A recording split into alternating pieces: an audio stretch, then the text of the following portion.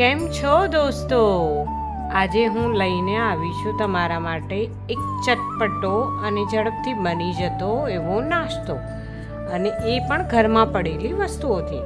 તો સૌથી પહેલાં આપણે એક કઢાઈમાં 3 ચમચી જેટલું તેલ લઈશું અને એમાં અડધી ચમચી અડદની દાળ અને રાઈ નાખીશું, અને થોડી 5 ચમચી જેટલી હિંગ, અને સાથે તમને જેટલું તીખું પસંદ હોય એ પ્રમાણે વાટેલા આદુ મરચાં અહીંયા 2 ચમચી જેટલા મેં ઉમેર્યા છે. હવે એમાં આપણે જે માપ લેવાનું હોય એ માપથી 3 વાટકી પાણી લઈશું, અને એમાં એ જ વાટકીનું 1 વાટકી જેટલું બટાકાનું છીણ, સાથે 1.5 ચમચી મીઠું અને 1 ચમચી જેટલી ખાંડ નાખીને એને ઉકળવા દઈશું. પછી એમાં થોડી જો હોય આપણી પાસે તો કોથમીર પણ ઉમેરી શકાય, અને સાથે 1 વાટકી જેટલો સોજી. તો એ બધી જ વસ્તુને બરાબર હલાવતા રહીશું અને મિક્સ કરી લઈશું. અને તમને જ્યારે લાગે કે આ મિશ્રણ છે એ બરાબર ઘટ થઈ ગયું છે તો એને ઢાંકીને 5 મિનિટ રહેવા દઈશું.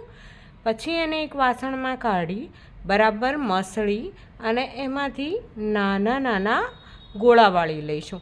તમે તમારી મરજી પ્રમાણે કોઈ પણ શેપ આપી શકો, ચપટા પણ રાખી શકો અથવા ગોળા પણ વાળી શકો. તો અહીં મેં બધા ગોળા વાળીને તૈયાર કરી દીધા. હવે એ જ વાસણમાં પાણી ઉકાળી કાણાવાળી તાસક મૂકી એની પર આ બનાવેલા બધા જ ગોળા અથવા તો બોલ્સ મૂકી અને એને 5 મિનિટ માટે વરાળે બાફી લઈશું. હવે આપણા બધા બોલ્સ બફાઈને તૈયાર થઈ ગયા છે. તો હવે એને આપણે ફરીથી એકવાર વઘાર કરીશું.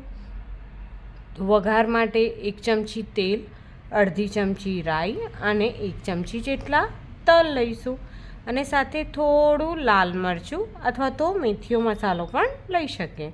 એ ઉમેરીને બાફેલા બોલ્સ એમાં ઉમેરી અને સરસ રીતે સાંતળી લઈએ. તો તૈયાર થઈ ગયો આપણો ચટપટો નાસ્તો સૂજી બોલ્સ. કેવો લાગ્યો? સારો ને? Thank you for watching.